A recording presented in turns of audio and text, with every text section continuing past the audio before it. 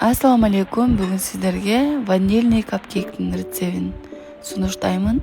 Алғаш жұмшақ сливочный маслоға сахар қосып, жақшылап миксерлеп алабыз. Андан кейін 3 жұмыртқа аралаштырабыз. Электен өткөрүлгөн un, разрыхлитель қосып, қайрадан аралаштырып чыгабыз.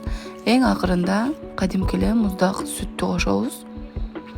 Жақшылап видеодогудай коюу масса болгучу аралаштырып, андан соң ушундай формаларга салып, кызып турган духовкада 180 градуста 15-20 минут аралыгында бышырып алабыз.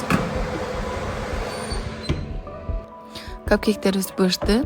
Зубочистканын жардамында текшерип алсаңыздар болот бышканын. Крем даярдайбыз.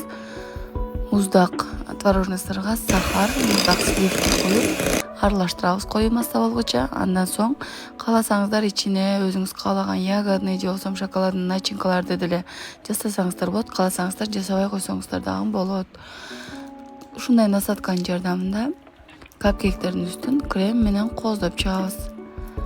Даяр капкейкибизди 4-5 саатка холодильникке салып, андан соң таам татсаңыздар болот.